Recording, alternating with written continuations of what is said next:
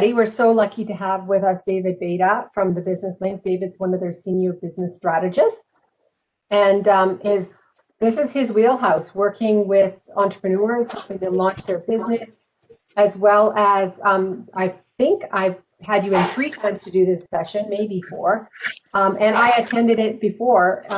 When I first started with Nate, I just attended a workshop. I think it was at the EMA offices, is where you held it back then. But it's a great program, and David is an innovator and an inventor on top of everything else that he's doing with the Business Link. So we're really lucky to have him with us today. And I'm going to ask you to keep your mics muted during his presentation. You can use the chat or after the session, unmute and ask questions. I welcome that. So take it away, David. Perfect. And sorry, I missed that, Cecile. Is it okay if we take questions throughout, or would you prefer those at the end? If you prefer throughout, we can do that. Okay, perfect. Yeah, so everyone, if you can mute yourself, that's great. But definitely feel free to chime in on the chat or audio if you prefer. Well, yeah, thanks so much for having me here to talk all about Business Model Canvas tool and the Lean Canvas, and a bit about Business Link and our services and what we offer. So, as Cecile mentioned, I'm a small business strategist with Business Link. I've been with the organization over 12 years now, so quite a while, working with thousands of entrepreneurs in all different industries right across Alberta. I myself have my Bachelor of Design in my Bachelor of Design degree in product design with a major in business marketing. And yeah, so if you're developing a cool new product or invention, I'd love to chat with you about it. A bit about myself, I'm a past entrepreneur. I've started and ran my own home assembly business, so assembling furniture for people, so a handyman business. I run the Edmonton Inventor Meetup group as well for any budding inventors. I've done various community projects like a Pride Bench, YEG Kite Day, and for Canada's 150th anniversary, I did a crowdfunding campaign for a 150-foot long picnic blanket, kind of to bring people together. So that was quite fun that I had at Heritage Days. So that's a bit about myself, but we'll get to know a bit about our organization and business. So just wanted to know what type of audience we have attending here. So what type of entrepreneurs do we have? Feel free to type in the chat or feel free to unmute yourself. I just want to know the types of businesses. If you don't have a business, what type of business do you want to start? Don't worry, there's no wrong answers. So wanting to offer a service-based business, perfect. Yep, so those are 2 big differentiators, product-based versus service-based. A food franchise, ghost kitchen. So yeah, food-based businesses, that's awesome. Hospitality, restaurant in high tourism areas, perfect. Our example today, we'll be going through something that might be relevant for you. Awesome, great. So good to see we kind of have a bit of a diversity here. Accounting field and writing business process procedures and other ideas as well. Perfect. Great. Well, welcome everyone, and yeah, we'll get going. So for today, we're going to learn a bit about Business Model Canvas and how you can use this great tool to help launch your new product or service-based business, and how you can also maybe use it to evaluate your current business model. Maybe you're currently in operation, and kind of what unique value you bring to the marketplace. So a bit about our services. We're a nonprofit organization, and this year we're actually celebrating our 25th anniversary. Yay, so we're going to be planning something pretty neat for that. We are funded provincially and federally, and really we're here to help entrepreneurs right across the province to help them start, run, and grow their business. We help with all different levels and types of businesses. And we're here to help drive growth and resiliency of Alberta-based businesses. So in what ways do we do that? A couple different ways. Our key service is our business advisory. So at any point in time, you can call us, email us, video chat with us. When our office is back open, drop by in person. And you can chat one-on-one with a business strategist. And we're here to help you for free with any questions you have relating to business planning, financing options, startup steps, marketing help, you name it. So that's kind of our key service. We also do have secondary market research. So if you need help finding data, statistics, we do offer free secondary market research services. So you might need help finding competitor listings, information on your target market, trend information, industry ratios, financial performance reviews, you name it, all that data stuff. We do have a team that can help pull that information for you. We also have an Ask an Expert program where you can connect to accountants and lawyers for a subsidized rate. We currently are restructuring that program, so it is kind of on hold, but we're going to be planning to relaunch that in April here. So keep your eyes posted on that. We've also just launched our interactive business plan writer tool, which can be found on our website. So if you want to work digitally on your business plan, we have a great tool that you can use that to create a full business plan. It works with you, prompts to ask you questions, and it makes it really, really easy to create one. And we also have various training and support programs. Things like our webinars that we deliver. Definitely check out our event page on our website where we list all of those great events. We've just put together a number of various guides on startup and marketing and I think financing. So be sure to check those out on our website. And definitely look at subscribing to our e-newsletter, where we frequently post information on new programs that could be of relevance and also client features as well. So in a nutshell, that's kind of a bit about our services. Now we do also have additional special programs. One of those is our Indigenous services, which we provide advice and guidance for Indigenous entrepreneurs, as well as our Indigenous procurement support, which we do offer that as well. And lastly, our Immigrant Entrepreneur Program, if you're a newcomer. Again, working one-on-one with those groups, and we have various guidebooks developed for them. Yeah, before we move on, any questions about our business services, of what we have? Anyone need any clarity on anything? Hopefully you understand it. And if you haven't used our services, definitely get in touch with us. Okay. Great. So we're going to be chatting all about Business Model Canvas. And so what is it?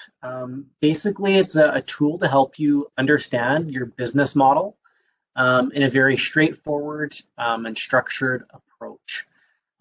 It's kind of like a one-page business plan. That's kind of how I like to describe it, where you get to see everything all on a single page.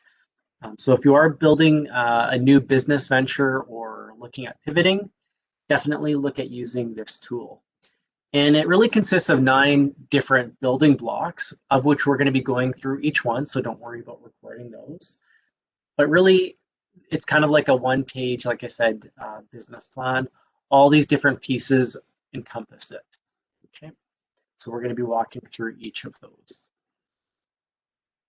So reasons why businesses use the Business Model Canvas, the biggest reason is if you're developing an entirely new business, it helps you really ensure you have a viable and feasible business idea right from the get-go. You wouldn't want to spend like 100 hours writing a business plan only to find out there's maybe a flaw in your model, right? So something like Business Model Canvas can be done in pretty much an hour or 2. So it's a really low time commitment, but it offers great value in terms of just being able to visualize what your idea is and how all the different aspects need to interrelate. So what are the components of Business Model Canvas? And we're going to be actually using a example to help you understand each of these sections here. And again, if anyone at any point in time has any questions, definitely chime in the chat there or ask your question. So the case study we're gonna go through is a guest house for pets. So the example here is we have Lisa Jones. She loves to travel with her pet, and she stayed at a lot of different hotels and rental apartments that accept pets, but she's never found that the pets have truly been welcomed. into this space. And her big dream is to open up a small hotel in the Rocky Mountains where pets are made to feel as welcome as their owners. So really catering to cats and dogs. So we're going to be using this example as we work through. So I will need your help in kind of filling out the business model canvas. So try to visualize again Lisa Jones and her pet and wanting to stay at a hotel. And this is kind of the idea that we're going to go with. So the core of the business model canvas is your value proposition. And this really is what makes you unique and sets you apart from your competition. A lot of people look at this like your unique selling proposition, USP. I'm sure some of you familiar with marketing would know what that is. And it's really the core of your business, and it describes how your product or service creates value for your customers. So you really want to concentrate on what your customers' problems are, how you're going to solve those, what unique value you bring, and it can also describe a bundle of products and or services. So kind of keep that in mind. What kind of does your business create value for your customer? So in terms of Lisa's pet hotel here, what do you think some of the value propositions would be for Lisa's hotel? So what would make her unique or her business? Don't worry, there is no wrong answers here. It's geared towards pets. Geared toward pets, yep. So the hotel is going to have a focus on pets for sure. That's great. So traveling with pets in a welcome environment. Yes, right. Wanting to create that welcome space for folks. Awesome. You guys are good.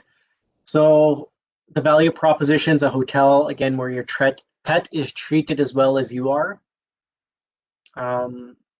Another idea here is it'll be the only hotel with a pet-friendly bar and restaurant in the Rockies. And another value proposition is the pet pool and off-leash park, right? So someone I think mentioned their pet playground. Perfect. So that kind of is what makes you unique from all the other hotels that are out there and available. Okay, and we have here another idea, natural food for pets. Yeah, that could definitely be an area, right? You want your dog or cat to be eating healthy food. Perfect. So we're going to jump over to the next section, which is customer segments. And the customer segments really describes the types of people that you aim to reach and serve. And you really want to think about what type of people you're creating value for. You really want to understand and learn about who they are. And again, another way to look at this is you're really describing your target market here, right? And your target market, again, there's different ways to look at it, but you could have a primary target market and a secondary target market as well. But again, you want to look at the types of people and or businesses. If you're not a business to consumer, you might be a business to business. What attributes really describe this demographic of people, right? How can you clearly describe them? What a lot of people find helpful is creating personas. That's kind of a side exercise where you're giving kind of a name and a face and a description to a person who would be your ideal target market group. So that can be helpful visualizing who your ideal target market is, and then you would be describing them in kind of words. Okay. So there's a number of different ways you can segment the market. The four primary ones I'm addressing here. So we have demographic. You'd be using information like age, gender, income, perhaps education level. These are all demographics. Okay. Next, you could also use behavioral. So are these early adopters, people wanting to try your product or service right from the get-go? Frequency and loyalty, how often are they using it? Is it a one-time thing, or is it kind of reoccurring? Geographic, so where are your customers actually located, right? You can narrow it down to a country, city, postal code, even a neighborhood or community. All of that is geographic based. And lastly, we have psychographic, where you're kind of describing your customers more in terms of their personality and values, right? What do they believe in, right?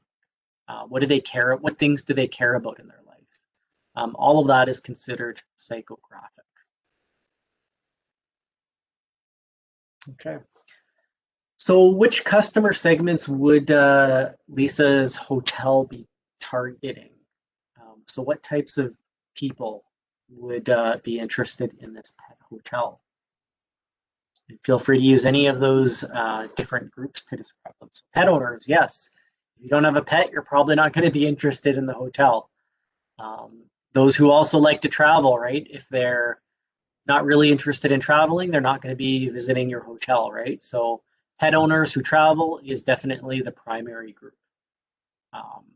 Then we have here people who travel with their pets. Perfect. So is there anything else that you think could describe the types of people that, so when you visualize maybe someone staying in this hotel, what do they look like? So maybe single people, right? Single people, maybe if they don't have a significant other, they want to spend a bit more time with their pets, right? They might be willing to commit more money for kind of pet luxuries for sure. Or you could look at it as a flip side, right? Maybe families, families who have pets, right? And they want that quality time with their family. So again, that's where we get into primary and secondary target markets. The hotel maybe could cater to families on the first floor and then maybe single people on the second floor, right? So you could look at different ways of breaking that down. Affluent, right? So again, something like a pet hotel may not be cheap when you consider all the different elements. So it might be someone who is earning maybe a bit more income than the typical person, for sure. You guys are natural at this, it's great.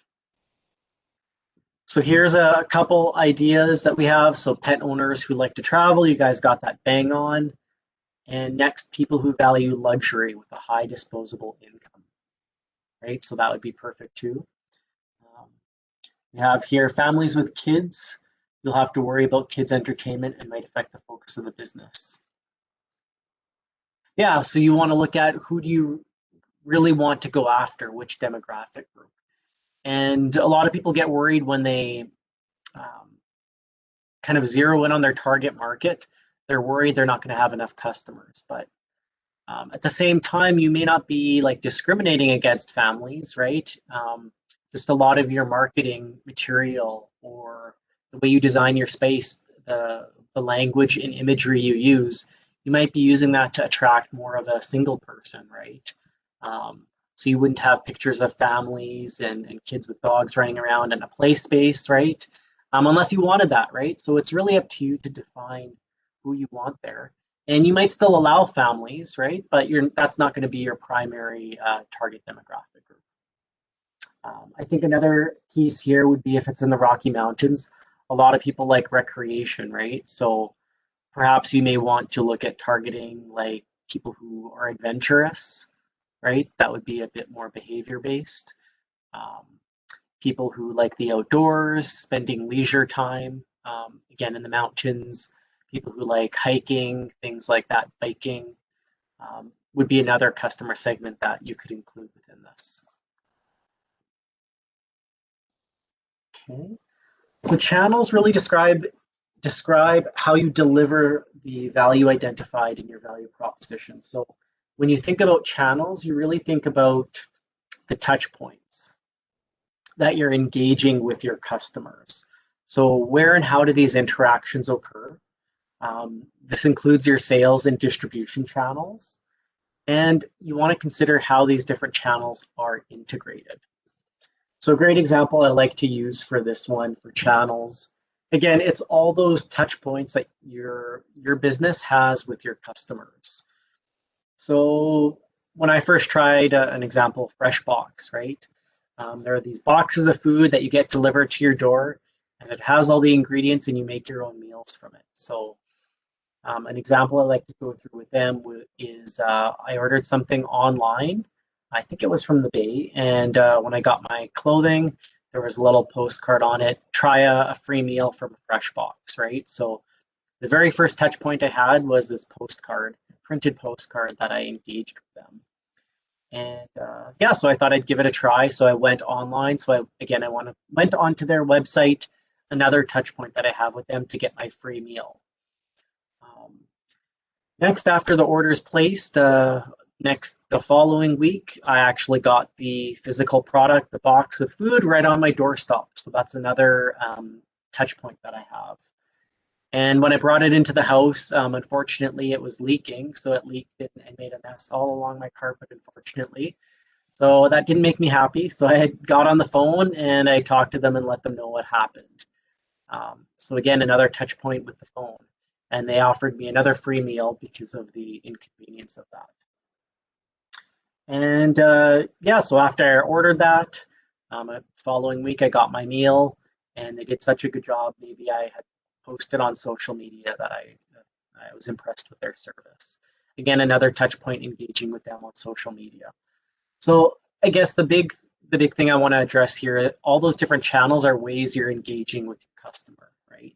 So you do want to consider all of those and what the pros and cons are to each of those. Okay. Any questions on channels, just so folks kind of understand it? No, we're good. Okay.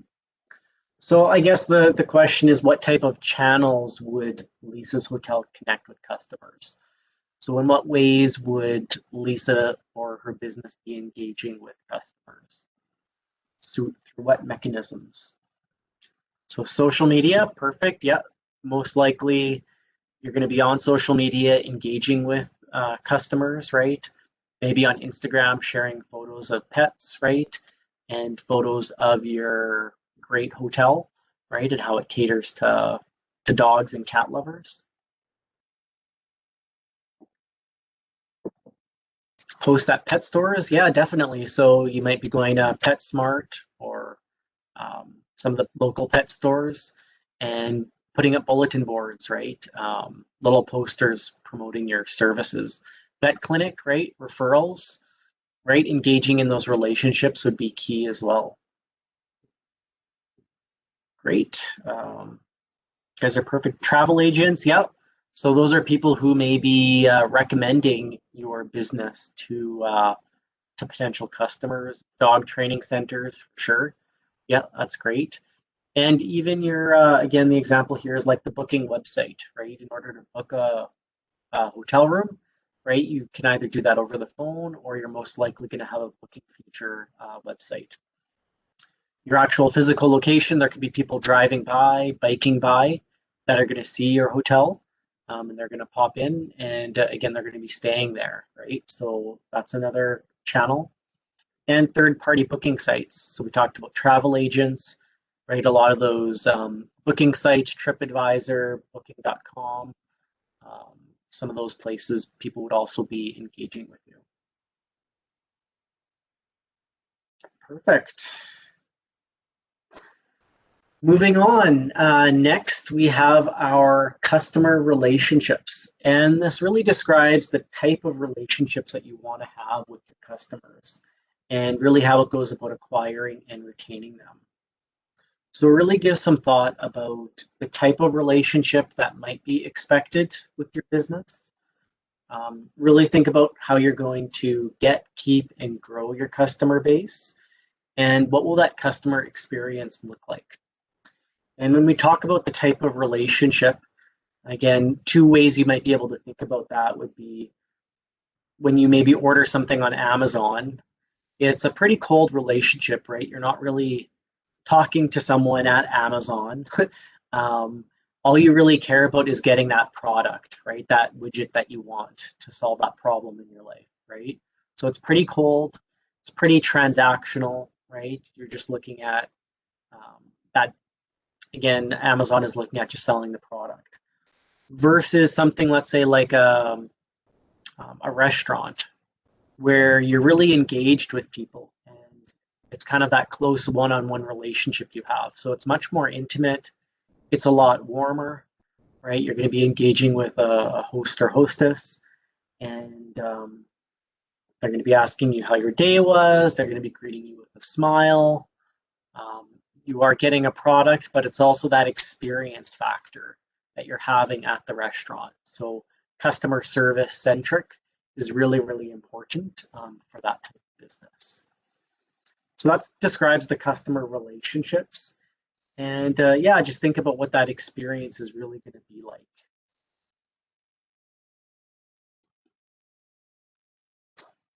So what type of relationships would Lisa's Hotel want to have with customers? How would you maybe describe how those transactions or interactions would occur?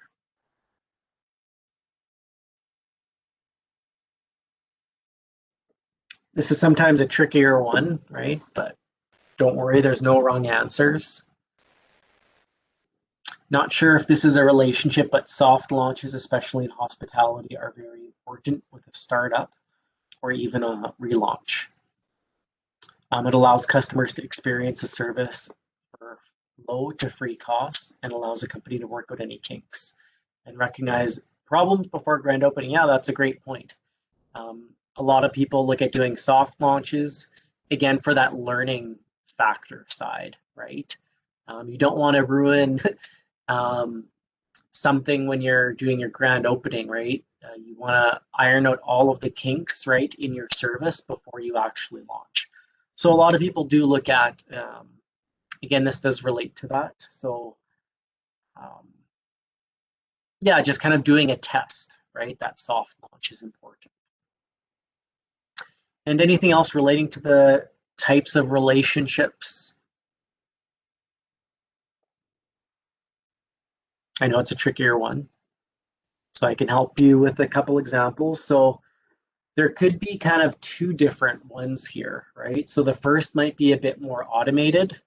So you might be using an online booking system. So that could be a little bit colder.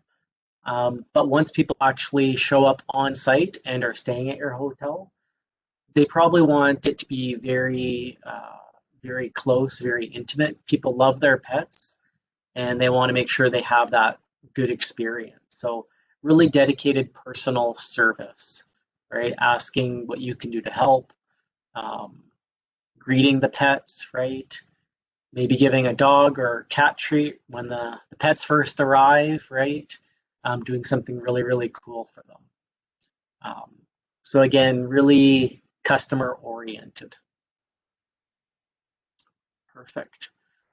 So this is kind of the one side, the right side of the business model canvas. We're going to move on to the revenue streams now. And when we think about revenue streams, it really describes how the business is going to make money. Revenue is really important because if you're not generating revenue, what you have is probably more of a hobby, right? So sometimes it can be an expensive hobby. You always want to make sure you are generating revenue and have that kind of built into everything. So really think about what product and service customers are willing to pay for.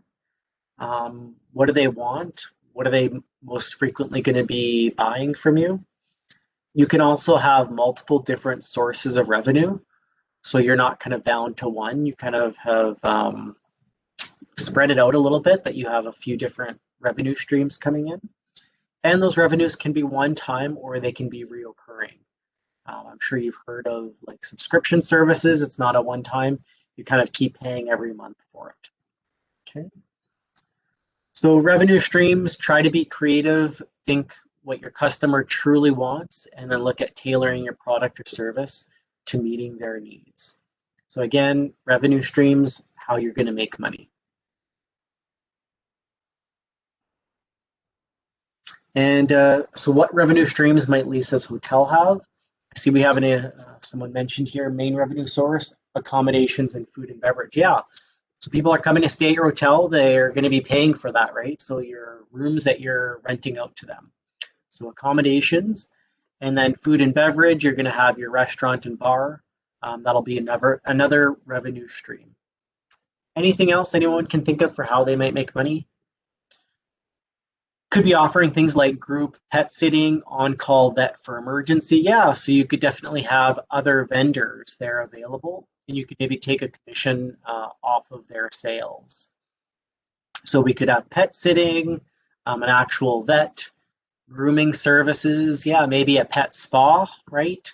All of those would be really, really good things. Dog walking, yeah, so you could offer all of those. And if you didn't want to actually have if you didn't have the expertise on staff to do that, again, having those arrangements with those vendors who have that, where you maybe lease space out to them or you take a commission.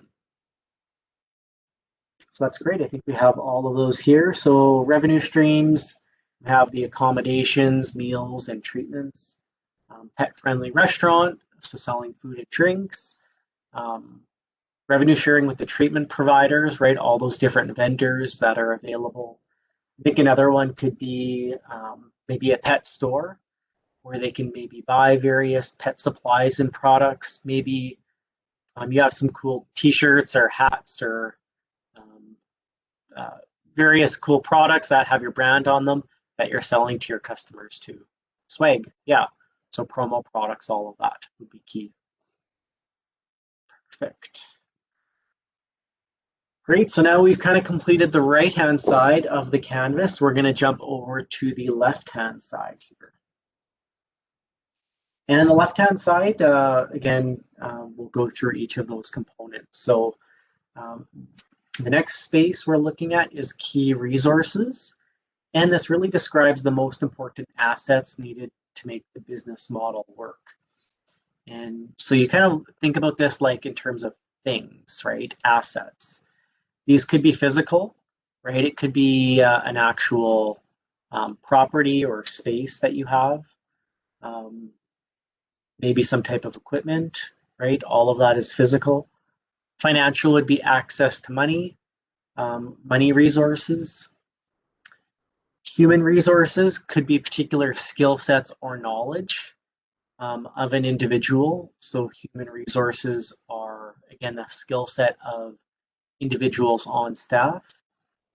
And next we have intellectual. So intellectual resources could be things like intellectual property, everything from maybe you have maybe you have a patent on one of your products, maybe you have a trademark, maybe you have copyright. Those are some of the intellectual assets. Okay. So what would be some of the key resources or things that Lisa would need for the pet hotel? So what would be some of the key things that might be needed?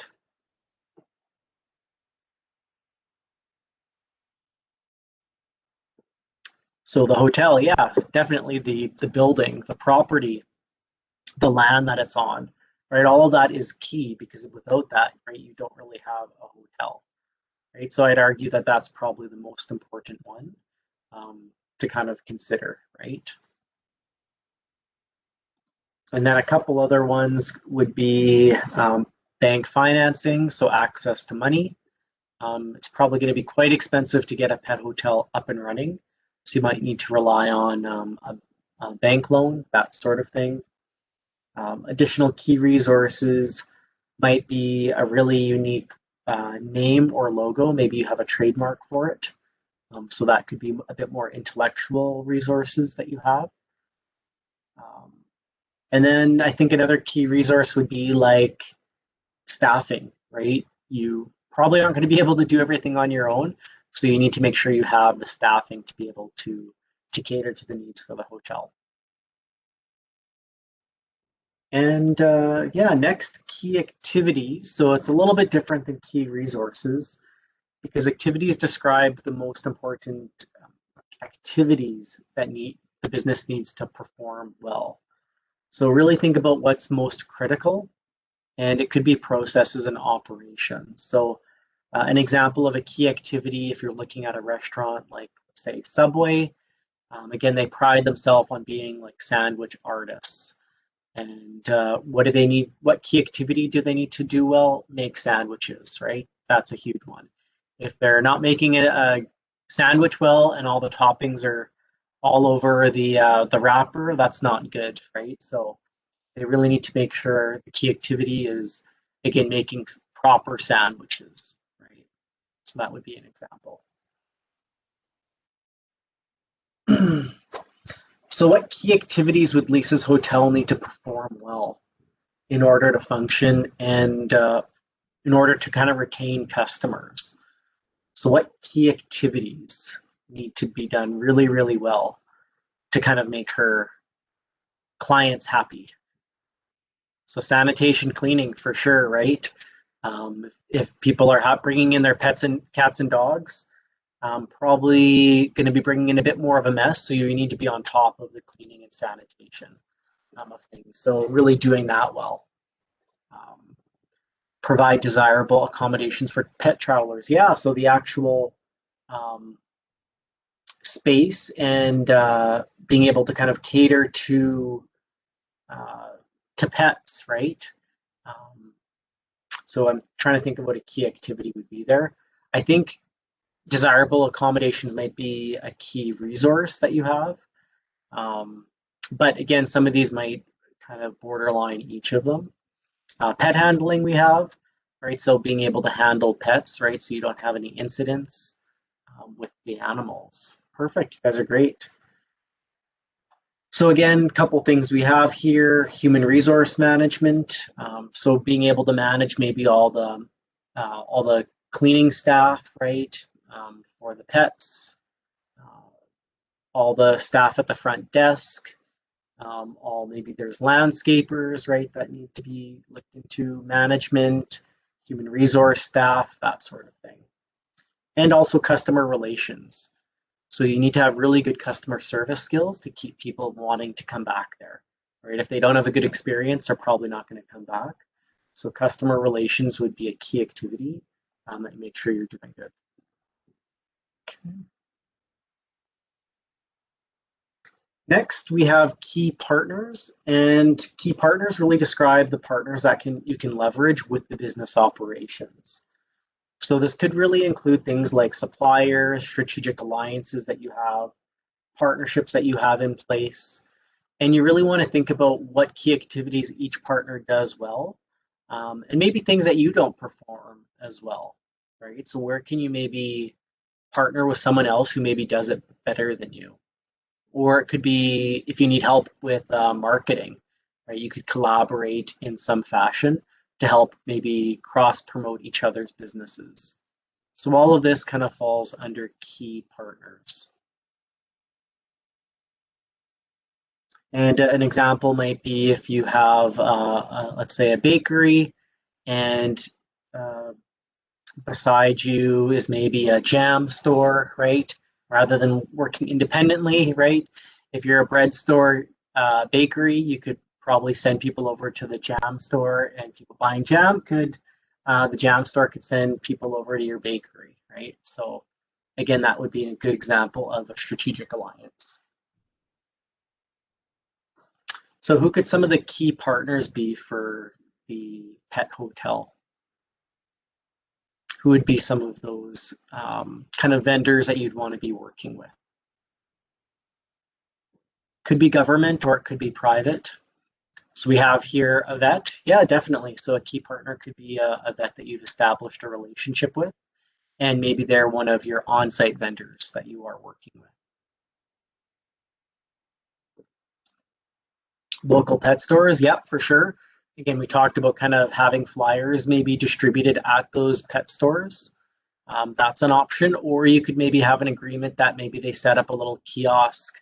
The actual pet store sets up a kiosk in your hotel, right? So you're not kind of looking after inventory and product. You kind of just lease that space out with the kiosk for that pet store.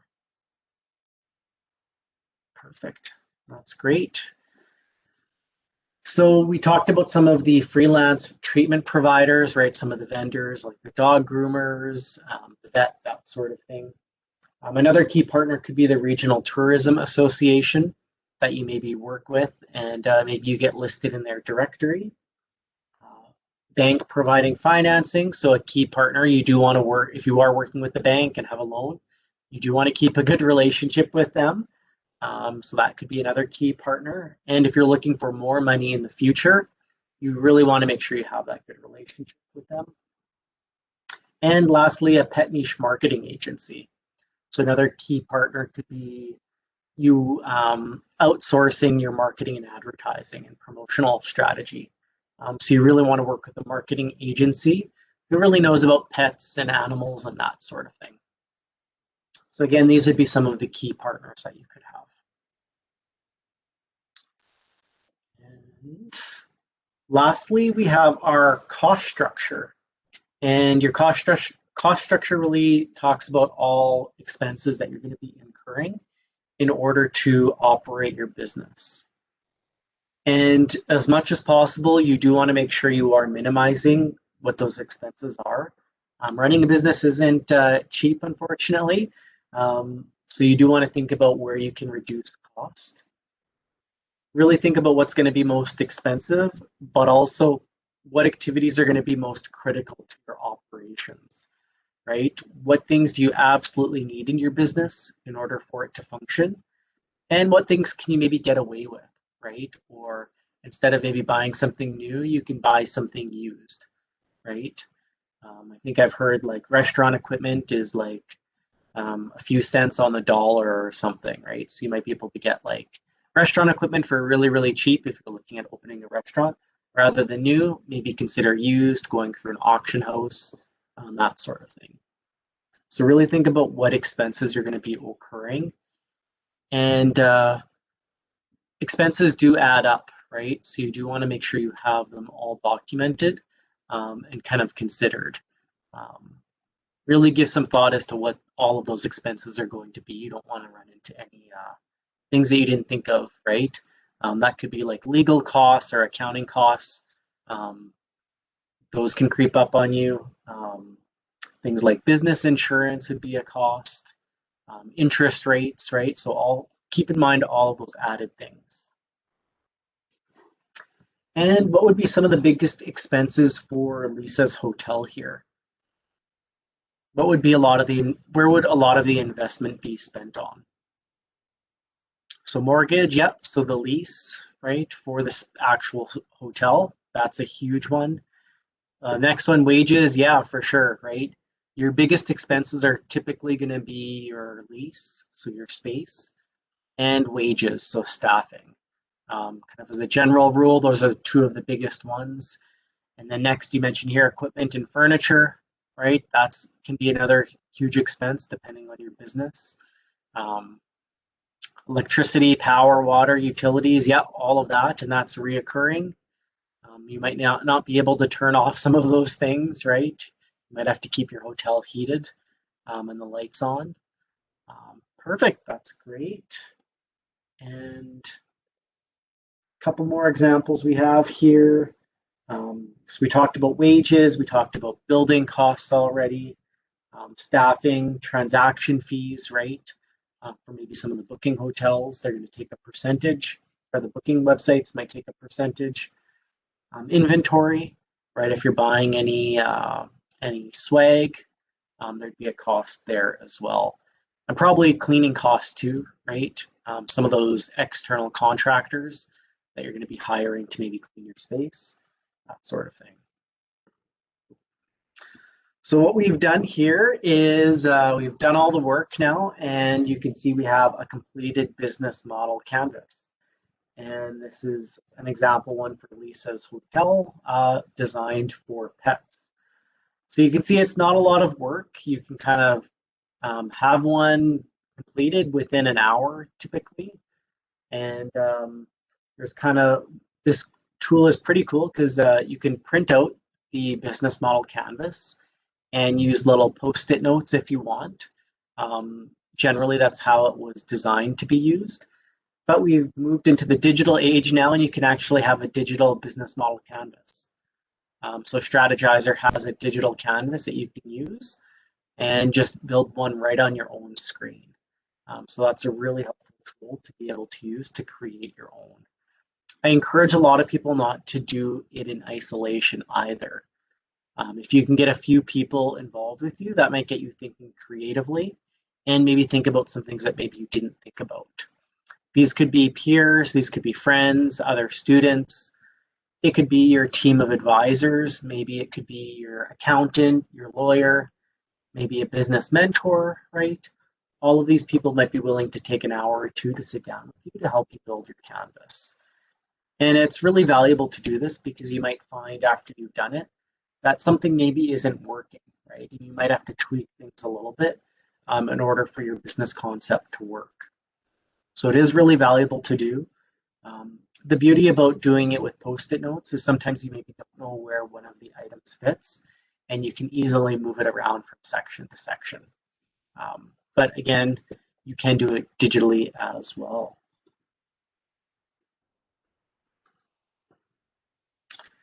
So the canvas is designed to make it really simple. You can not only use it when you're first starting out, but you can use it for growth as well. If you're looking at getting into maybe a new market, developing a new innovative product or service, you can use it then, and also for unexpected changes like COVID. You might have to change your businesses on a fly, right? And we've seen so many great examples of amazing business owners who have kind of really looked at pivoting their business and kind of have built, in some cases, stronger business models than maybe what they had before, right? Or it could be complementary as well. And yeah, again, we talk about in different economic times. And your value proposition is really the reason you exist, right? That's the core, that's the most important thing. So there's actually a tool called Value Proposition Canvas that you could also use. We don't have time to go through this today, but it really helps you see the relationship between kind of the value you're creating and your customer segments. Those need to be really, really strongly tied together, because whatever you're creating as your product or service, you really need to know who the potential buyer is going to be and solving their pain points and their pinch points. So it really helps you to look at the fit between those various elements. And you can, again, find that there. Thanks so much, Cecile, for sharing that link. So that might be something you want to do as a precursor if you're finding a little bit of challenge in developing your value proposition. So you could do that first and then dive straight into the business model canvas.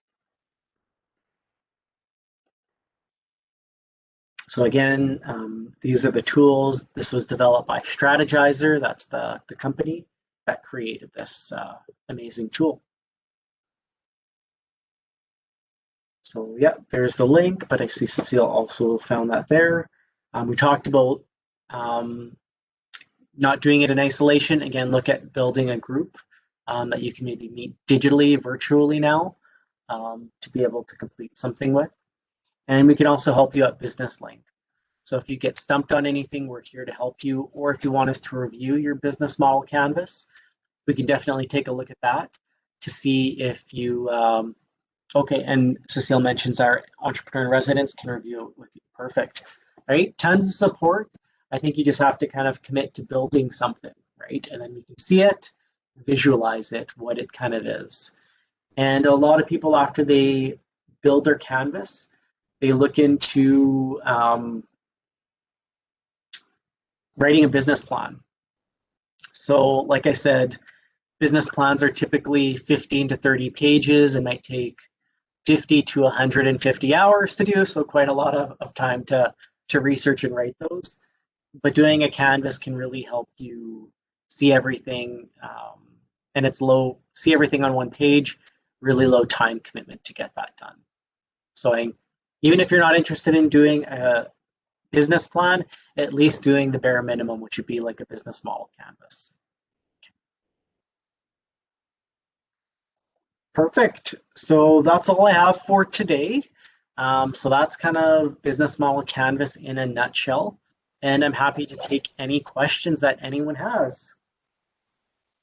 Anybody have any questions? I don't have any questions, but I'd just like to say thank you for the presentation. It was very helpful. For sure, yeah. We always find using an example helps people to understand the concepts and the different categories a little bit better, right? So I think having that example is good. You can also find more examples online. of completed canvases. So definitely be sure to check that out. You might be able to find ones that are a bit more tailored to your own business. So be sure to Google that. I'm sure you'll find lots online. Awesome. Is Business Link a free service? Yes. Yeah. We Okay. do have some small charges for some of our services, but I would say the majority is free, right? Okay. We're a nonprofit. We have no ulterior motives other than to help you succeed.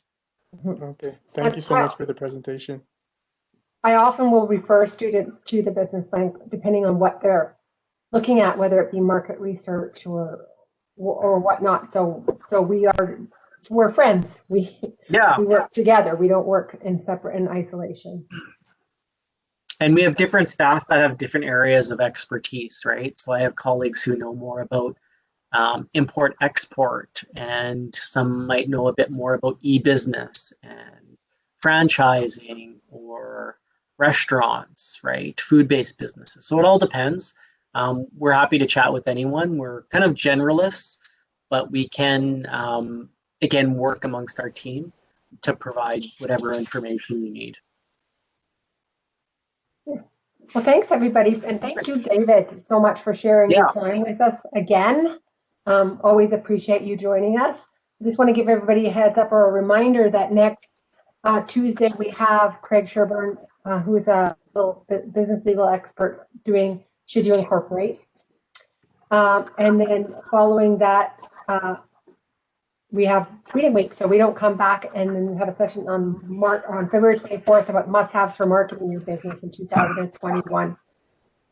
So also just a reminder that I have $10,000 to spend on our students for the end of July, sending you to virtual events, workshops, seminars. So contact me if you would like me to spend some money on you. Thank you, everybody, for coming. And thank you again, David. Really appreciate it. Yeah, thanks for having me so much, Cecile. And yeah, best of luck with your ventures. If you have questions, don't hesitate to reach out to us.